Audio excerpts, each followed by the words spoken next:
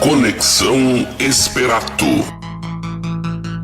Uma produção Esperato Investimentos. Tudo o que você precisa saber sobre o mundo dos investimentos. Muito boa tarde, sejam bem-vindos ao 19º Conexão Esperato, seu programa quinzenal de investimentos, economia e empreendedorismo. Essas últimas 2 semanas muito agitadas no mercado financeiro.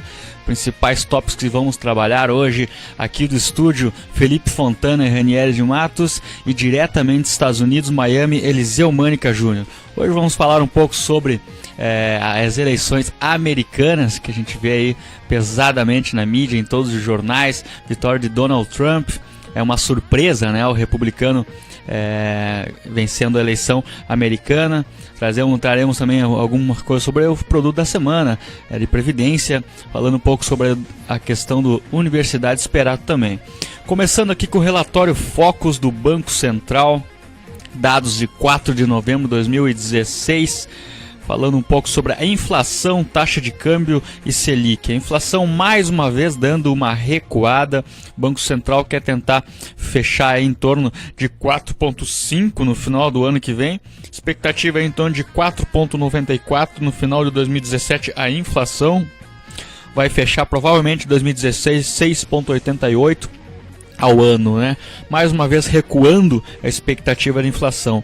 Isso aí também demonstra uma queda na possibilidade do câmbio do ano que vem, em torno de 3,39. Lembrando que com a eleição americana existe toda uma expectativa de mudar, onde a volatilidade aumenta. Aumenta a volatilidade mais por uma questão do que o Donald Trump vai fazer, o que ele vai defender, né? Então fica com que os agentes do mercado ficam um pouco receosos nesse sentido, né? Mas se continuar fazendo o que tem que fazer de uma maneira correta, o mercado volta ao normal, essa expectativa de volatilidade, né? Então taxa de câmbio, a expectativa era em 13,39 no final do ano que vem, uma queda, porém agora o mercado futuro ele vem subindo pesado aí, desde ontem, em torno de 3,33 o dólar futuro, né? Dívida líquida do setor público igual nos últimos patamares, em torno de 49% do PIB. O PIB mais uma vez, expectativa de queda em torno de 1,20 para o ano que vem, expectativa de 1,21 que a gente tinha informado semana passada. Então os dados aí muito parecidos. Que a gente tem que cuidar realmente é o dado de inflação. No momento que a inflação der uma queda aí, novamente a gente vai conseguir melhorar a questão da taxa de juros cair, né, que a inflação nada mais do que a alta dos preços da economia, né. Informações também do mercado financeiro de hoje, né, as vendas do varejo veio pior que esperado. Segundo o IBGE, as vendas do varejo recuaram 1% no mês de setembro, acima da queda de 0,7% que era aguardada, né. Então o acúmulo do ano está em menos 6,5%, o acúmulo em 12 meses menos 6,6%. Né? Então toda essas... O que mais caiu nesse dado aí se deve à venda dos hipermercados e supermercados, uma queda aí de menos 1,4%. Móveis e eletrodomésticos também, de menos 2,1%. Foram as principais influências negativas no resultado global do varejo. Né? Na semana passada também tivemos aí a repatriação de ativos. O governo captou impostos mais de 46 bilhões, esperava em torno de 50 bilhões, vem em torno de 46 bilhões de reais, dinheiro que vem aí de fora para dentro. Muitas pessoas físicas, né, foram centenas aí de bilhões, muitas pessoas físicas, poucas empresas, né, e até teve um dado interessante que saiu na Valor Econômico, né, maioria das pessoas que voltaram agora, todo o dinheiro, a princípio dinheiro com procedência, são muitos idosos de 60, 70 anos, onde saíram do Brasil na época do Plano Collor. Então, aí para proteger o seu patrimônio foram para a Suíça, para outros países, e agora estão voltando grande parte desse recurso aí para o Brasil. Agora o Senado quer aprovar uma lei para tentar repatriar dinheiro de parentes de políticos, né? Um pouco meio complicada a situação. Espero que fique dessa maneira, somente repatriar o dinheiro aí que que veio de fora, que não é ligado a político, né? Então são os dados, e com isso aí captou-se em torno aí de 46 bilhões, 79 milhões virá aí para o Rio Grande do Sul, que receberá uma parte, e os municípios também receberão uma parte disso. Então tudo isso daí são os dados referente à repatriação. Mais outro dado interessante que saiu, a Câmara conclui votação de flexibilização da regra do pré-sal, né? Mais uma vez a Petrobras não precisará entrar em todas as concessões do pré-sal. Porque muita gente pergunta se isso é interessante ou não, né? O que acontecia antes de uma lei dessa? A Petrobras era obrigada a entrar em todas as concessões, mesmo ela sendo viável ou inviável. Como a gente sabe, a Petrobras hoje tem uma dívida em torno de 500 bilhões. Então, com isso, o que? Ela desobriga da Petrobras a entrar diretamente no pré-sal, em todas as operações, deixando também para a iniciativa privada. E com isso a Petrobras só vai entrar no que aquilo que é viável ou não, né? Como uma empresa deve ser. Então, é um dado que parece que é ruim, né? A gente analisa assim, a Petrobras não vai explorar mais o pré-sal em 100%. Não, pelo contrário, ela vai continuar, porém, ela não é obrigada a entrar em todas as concessões, mesmo tendo lucro ou prejuízo. Então, é um dado interessante para a empresa. A gente sempre tem que buscar no mercado financeiro empresas que tenham lucro. E como a Petrobras é a nossa principal empresa brasileira, a gente tem que torcer, tem que focar, tem que fazer uma gestão que tenha lucro. No momento que a gente tiver uma empresa estatal que tenha lucro, vai gerar mais imposto de renda, contribuição social, e aí entra toda uma cadeia aí de recursos que podem entrar no governo, para o governo e para nós, né? Então, informações aí referente à economia. Próximo bloco aí vamos ter Eliseu Mânica Júnior diretamente de Miami, comentando bastante sobre as eleições americanas, vitória de Donald Trump contra Hillary Clinton. Até o segundo bloco. Conexão Esperato. Uma produção Esperato Investimentos. Tudo o que você precisa saber sobre o mundo dos investimentos.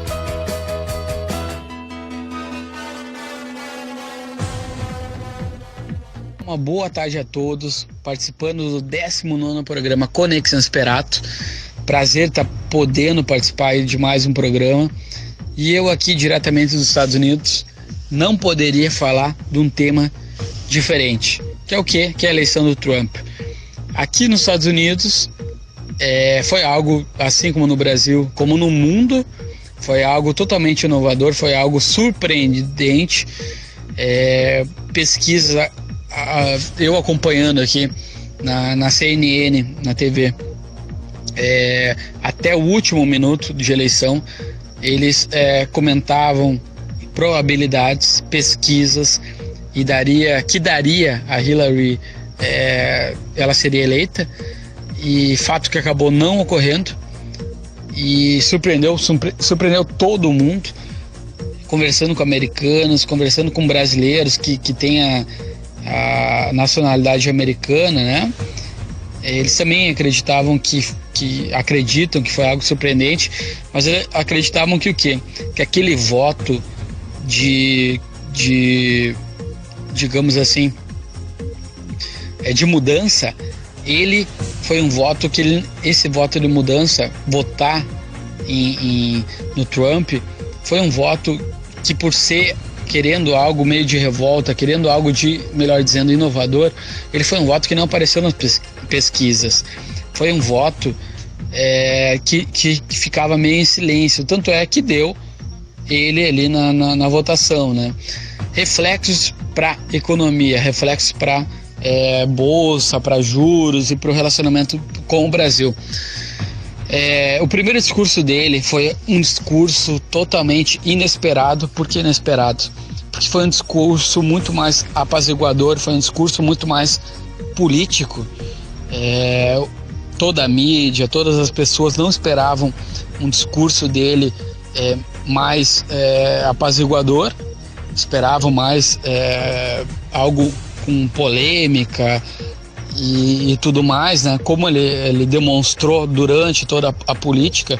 Ele, inclusive, no discurso dele, ele falou que pessoas que não estavam do lado dele, ele iria procurar aprender, iria procurar dicas para fazer o melhor governo possível, e aí nas entrelinhas estava se referindo então a Hillary, mas ele foi, o discurso dele depois de eleito foi um discurso totalmente político, foi um discurso podando arestas, foi um discurso que surpreendeu, e por isso os futuros, o que são mercados futuros? Mercados futuros, a gente consegue ver, por exemplo, numa determinada hora, como vão abrir os mercados. O mercado futuro, eles preveem como vai abrir a Bolsa de Valores. Normalmente, Bolsa de Valores, ela é um local, digamos assim, em que todos os reflexos da economia, de decisões, todas as decisões tomadas, todos os reflexos, melhor falando, eles são sentidos de uma maneira muito mais rápida, e a Bolsa de Valores reflete isso. Então, por exemplo, no momento em que o Trump, o mercado, digamos assim, não o mercado, mas em que a mídia em geral verificou, olha, o Trump foi eleito, a gente tinha mercados abertos no Japão, na China, e as bolsas de valores desses mercados que estavam caindo, por exemplo, no Japão, que é a bolsa Nikkei, que é a bolsa de lá, ela estava caindo 5,4%. No mercado desenvolvido, uma bolsa caindo 5,4%, no Brasil, a gente espera o quê? Que vai cair mais. E o que acabou acontecendo? Dado esse discurso do Trump mais apaziguador, essa mudança do que aconteceu durante a campanha dele, que ele, depois de eleito, ele está parecendo ser mais político, as bolsas se recuperaram. A gente esperava, no momento da abertura do mercado de capitais, uma queda grande no Brasil, né? Mas acabou não ocorrendo justamente por causa desse discurso.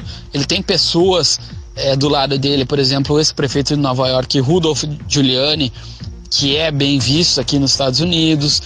Na Flórida, por exemplo, que é o local onde eu estou, o Trump ganhou.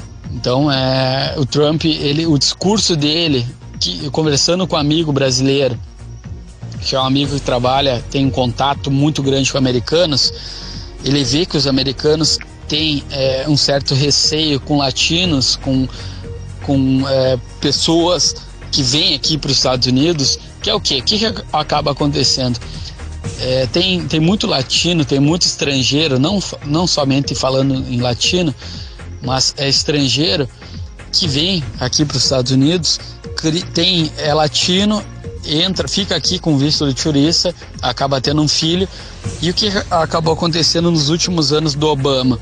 O Obama, ele teve uma política muito mais, digamos, voltada a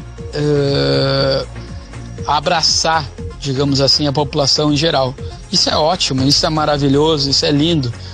Isso é lindo, porém, se tiver também dinheiro, tiver recursos para abraçar a população. Todo mundo gostaria eu gostaria que todo mundo vivesse de bem, que todo mundo vivesse ótimo, porém tem que alguém pagar o custo disso aí, né? E o que acabou acontecendo então? Nesses últimos tempos aí do Obama, ele voltou para uma política muito mais, digamos, de gastança do governo. A dívida dos Estados Unidos aqui passou dos 18 trilhões de dólares. O Trump, ele falando de uma maneira bem direta, ele é um cara polêmico. O que eu estou fazendo aqui, né? Faço inglês, estudo inglês aqui. E eu tenho um professor. Esse professor é um senhor de idade. E ele é um cara que sabe todos os presidentes ano a ano. Ele diz, olha, esse presidente foi bom por isso, esse presidente foi menos bom por isso. Ele sabe tudo que cada presidente fez, quando ele governou. Então, digamos, ele tem um bom conhecimento, ele é uma pessoa experiente, tem uma história de vida que merece ser respeitada. E ele comentou na sala de aula assim, pessoal, hoje ou esse ano a gente tem o pior período eleitoral. Ambos os candidatos, a Hillary mente, Mente por quê? Porque aqui nos Estados Unidos ela é vista como pela Fundação pela Fundação Clinton, eles desviaram muito dinheiro, foi comprovado isso. E então ela mente várias vezes, mentiu aqui nos Estados Unidos. Ela tem tinha uma noção, tinha uma imagem que não falava a verdade. E o Trump, a imagem dele era o quê? De uma pessoa que é polêmica, fala o que quer, é um político não profissional, tem defeitos, claro, ele tem pessoas muito competentes perto dele, mas ele é uma pólvora, ele é uma bomba relógio. Então, ambos os candidatos, eles não eram um nível digno para Estados Unidos. Isso que foi conversado aqui, o professor meu me passou. E eu acho que o que acabou acontecendo, esse voto no Trump foi mais um voto de revolta, porque os Estados Unidos, ele passou da crise, eles tinham uma esperança muito grande com o Obama, acabou não ocorrendo esses fatos do que o Obama prometeu e tudo mais, não teve uma evolução tão gigante com o Obama. E acredito que esse voto teve muita gastança de governo, teve muito. Os Estados Unidos evoluiu bastante, está evoluindo, está se recuperando ainda, mas eles estão se. Aconteceram fatos na Alemanha, por exemplo, de abertura demais do país, e hoje a Alemanha, a própria Angela Merkel, ela está dando declarações que um dos equívocos da Alemanha foi de se abrir demais a economia, não somente a economia, mas o país. E o que acabou acontecendo? O pessoal do Oriente, muçulmanos e tudo mais, nada contra, né? Cada um tem sua religião, cada um tem seus ideais, e o ideal é cada vez conviver de uma maneira respeitosa, respeitando, mesmo pensando diferente. Mas o que acabou acontecendo na Alemanha?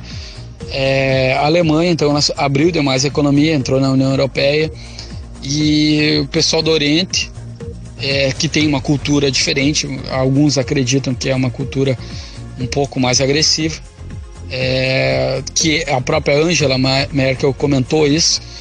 Ela abriu o mercado, abriu a entrada de pessoas lá, e hoje a Alemanha está sofrendo, digamos assim, com o quê? Com esse processo aí de cultura, de enfrentando algumas coisas, porque tem pessoal do Oriente que ela abriu demais a entrada, e hoje, segundo a Angela Merkel, ela comenta que é algo a ser repensado, e que é a principal bandeira do Trump. Ele defendeu isso, defendeu o que é isso, pessoas que entram nos Estados Unidos, eles têm que encarar como é a cultura americana e tudo mais, pagar impostos e tudo mais, que não é alto. Aqui, como é que funciona o imposto? O imposto aqui, ele é direcionado para renda. Então quer dizer o quê? A maior alíquota do imposto de renda, ela é direcionada para renda. No Brasil é direcionada para o consumo.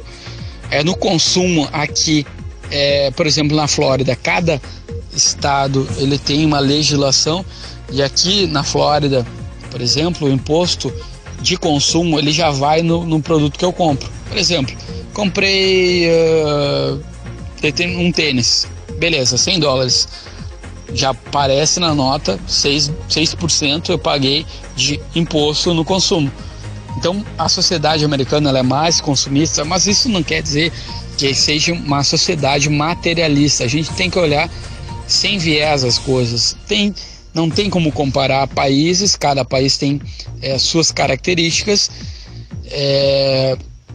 não dá para comparar o que é certo, o que é errado, mas aqui é uma cultura que é mais o imposto. Então, resumindo, ele mais baseado na renda. No Brasil é muito mais no consumo, né? E aí o que acabou acontecendo?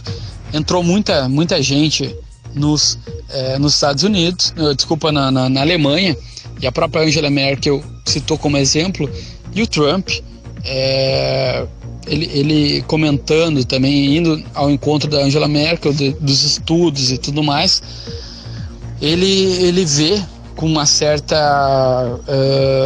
ele não vê com bons olhos a questão de imigrantes aqui, porque tem muito imigrante que não paga imposto, mesmo imposto americano, que eu comentei há pouco, ele é focado, não é focado, então, digamos, no consumo, como é no Brasil, ele é focado na renda, que deveria ser no Brasil, né?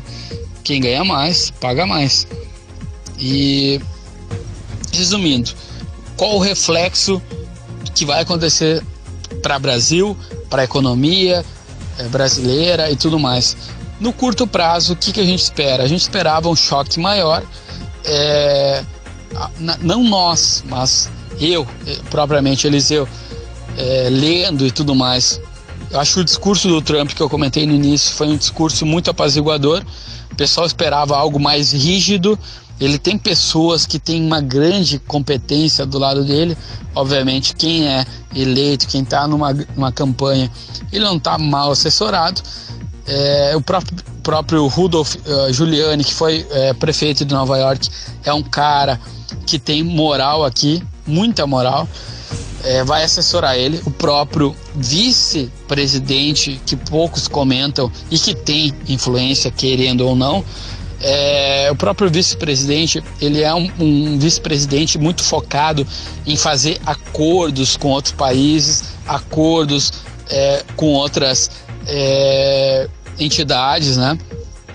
Então, o mesmo Trump comentando que ele teria uma postura muito mais, por exemplo, de vetar a China, de focar em produtos americanos na produção, né? E ao mesmo tempo que ele é algo contraditório, que ele comenta que ele quer abrir a economia, mas que ele quer taxar mercadorias chinesas, fechando no meio mercado. A gente acredita que pro Brasil, pro reflexo, a própria bolsa que antecipa coisas, pro Brasil não vão ter maiores efeitos, digamos assim, né? Na economia, qual esse voto que eu comentei também no início, que foi mais um voto nele de protesto, a gente acredita que ele pode surpreender, que no próprio mundo todo está ocorrendo uma mudança, né? E que esse voto nele, por ele ter esse perfil empreendedor, por esse perfil do empresário, ele pode trazer algo inovador na política, com metas, com corte de custos e tudo mais. A economia americana também está gastando muito. O próprio governo Obama, que eu comentei, ele não é bem visto aqui nos Estados Unidos, não foi um bom governo, digamos assim. Teve uma esperança muito grande de mudança, né? E, na verdade, foi um estado muito gastador, foi um estado muito querendo abraçar tudo. E gastaram muito. Eles estão razoavelmente bem, né? Não é que nem o Brasil, que tem coisas boas, que tem... sempre friso nisso, né? O Brasil é um país que tem pessoas com energia, que tem pessoas que atraem. Todo mundo comenta muito bem do Brasil.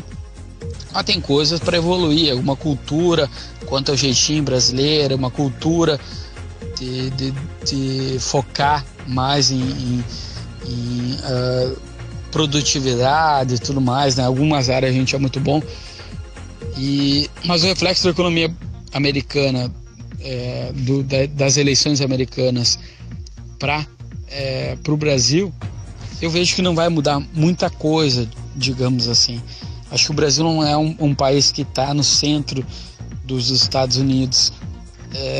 Vi muita coisa, tanto no Facebook e tudo mais, mas em termos práticos, assim, o Brasil não é um dos principais agentes de trocas com os Estados Unidos. Inclusive o Brasil, ele ele importa muito mais dos Estados Unidos do que ele exporta, né? Então, resumindo, para curto prazo, se o Trump não fizer nada de muito polêmico, se ele fizer algo polêmico, o que vai acontecer? Dólar sobe, a gente acredita nisso, eu acredito nisso, dólar subindo, juros americanos vão ter que subir, mas se o Trump for alguém político e tudo mais, é uma transição suave, não vai ter nada de grandes sustos na economia. Os dois concorrentes, os dois candidatos, eles não eram algo do nível dos Estados Unidos, eles eram algo... ambos tinham muitos defeitos, então não eram os melhores políticos, melhores candidatos, né? Foi o Trump, vamos torcer para dar tudo certo, tudo que ele traga bons resultados aí para a economia, não faça nada de muito polêmico, né? Como ele fez na campanha dele. E quanto à tendência de dólar, de Brasil e tudo mais, o Brasil já está dando índices de sinais de recuperação, confiança do consumidor, índice de compra de gerentes, são indicadores antecedentes de uma melhora da economia. A gente está melhorando aos poucos, né? Eu acredito que foi um voto de transformação aqui nos Estados Unidos. A mídia toda, ou melhor, a maioria da mídia, ela não esperava a vitória do Trump, desejar que faça um bom governo, um governo menos polêmico, um governo político, um governo de crescimento, e que ele tenha habilidade aí para governar de uma maneira correta, honesta, e que dê resultados na maior maneira possível, né? Segundo tema do dia, qual que é? A gente está chegando no final do ano, cada vez mais o ano, o tempo ele passa depressa, né? E momento de quê? Para quem é investidor, para quem quer pagar menos imposto de uma maneira correta, o que pode fazer no final do ano é o quê? É ter uma previdência, né? É possível então abater 12% do imposto de renda, pagando menos imposto de renda. Então o que eu teria que pagar de imposto de renda, eu posso abater 12% daquele possível cálculo, e como tendo uma previdência. No final do ano, se você investidor, tiver uma previdência 12% do valor que você, do cálculo, digamos assim, do imposto de renda, você pode abater e pagar menos para o governo. Então você pode conseguir investir abatendo esse percentual de uma maneira tudo correto, honesto. Quer saber mais? Felipe Fontana vai comentar mais para você no terceiro bloco. Fica atento, um grande abraço e até mais. Valeu, abraço.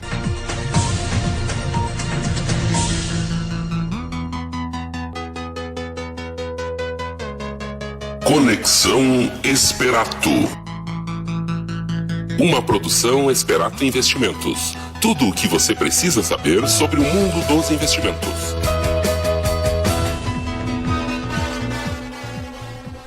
De volta no terceiro bloco, depois de ouvir Eliseu Mânica Júnior diretamente de Miami, trazendo informações das eleições americanas, né, que estão nos focos dos principais jornais, nas principais imprensa, aí, discutindo toda essa questão.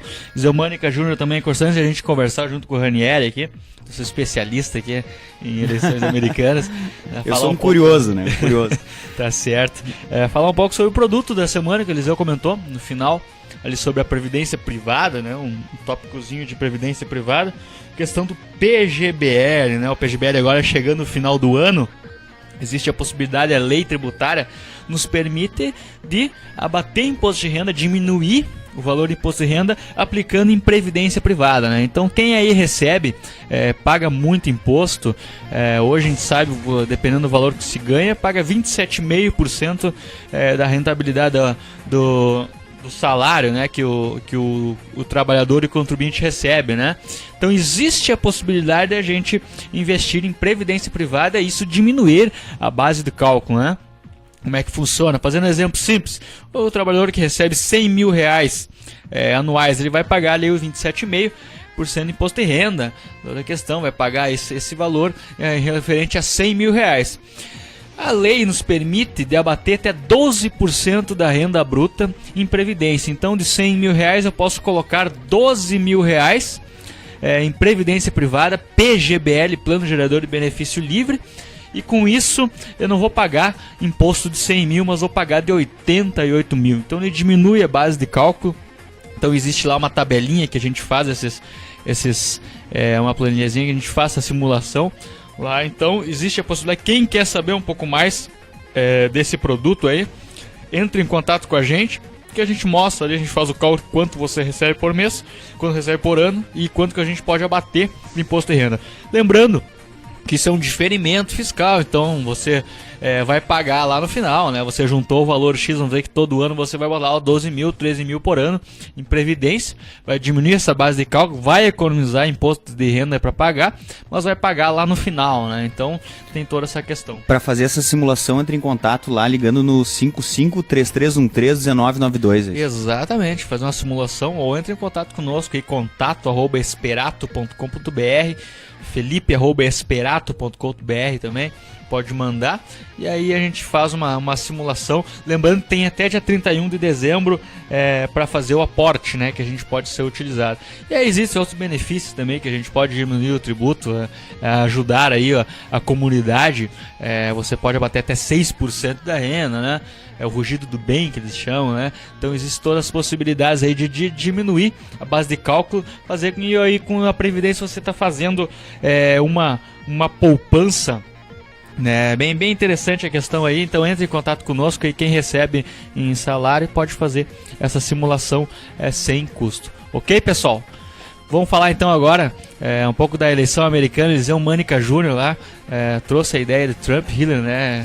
Interessante né? O que o Eliseu trouxe de lá foi a surpresa do americano médio ali com o resultado da eleição, né? Essa surpresa que pegou as pessoas que estavam acompanhando as pesquisas pelos principais veículos de imprensa, né?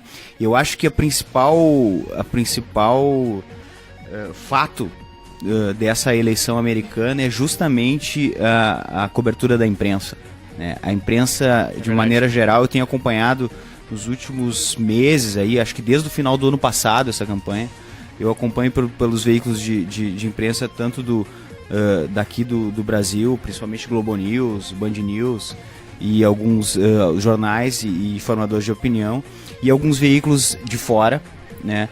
E alguns analistas independentes dos veículos de mídia brasileiro e dos formadores de opinião mainstream brasileiro, todos, sem exceção, erraram as previsões, né? E a gente vê que os veículos de mídia, até o Eliseu comentou que estava assistindo pela CNN, né? A CNN é um das fontes dos veículos de mídia brasileiro, né? É uma das fontes, e além da CNN é o The New York Times. Outra fonte utilizada pelos veículos de imprensa brasileiro é o The Washington Post, que é o principal jornal da capital do país. E um fato relevante, o que deixa a gente até surpreso, como pode a imprensa errar tão feio, né?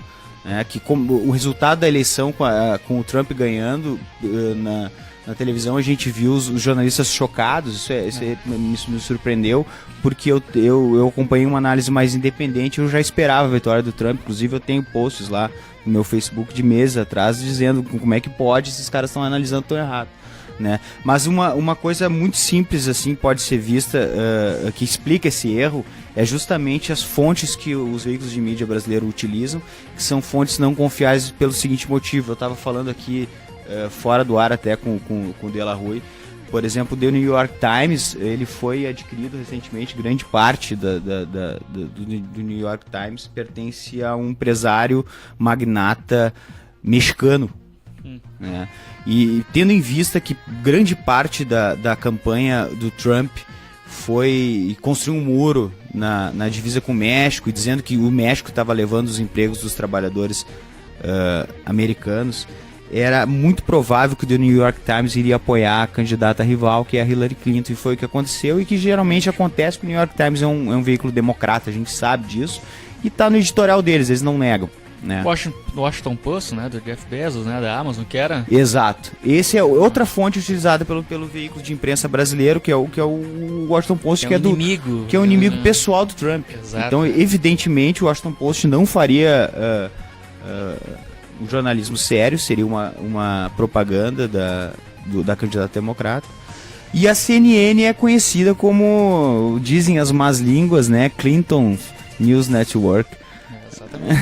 Então, são 3 veículos principais utilizados pela imprensa brasileira, eram tendenciosos nem tanto, vamos dizer assim, eles tomaram lado, como aqui a imprensa às vezes pega lado também. Eu acho que essa falha foi... O que o mercado, a gente vê, o Eliseu comentou bem também, a Hillary ia fazer a mesma coisa que o Obama fez, né? O Obama não foi considerado um dos melhores presidentes, não foi, um dos piores, né, de toda a história.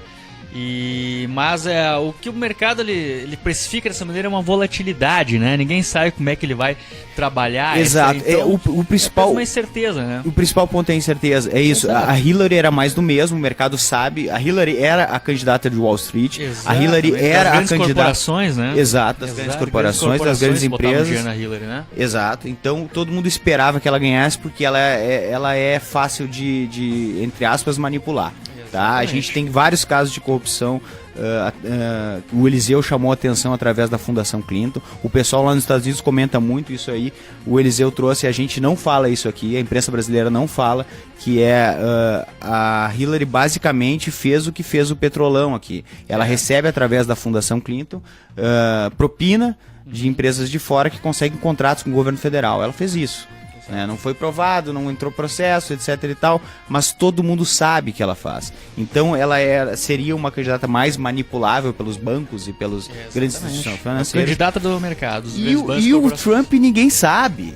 Né? A gente tem aqui a difícil tarefa de tentar analisar o que vai ser a eleição do Trump para os desdobramentos econômicos no Brasil e no mundo, mas a gente não sabe, essa é a verdade. Exato. Isso gera uma incerteza para o mercado. Isso gera incerteza, né? E o mercado não gosta de incerteza. Exatamente, ele precifica, né? Precifica e fica cauteloso, diminui o nível de volume de negociações, etc e tal.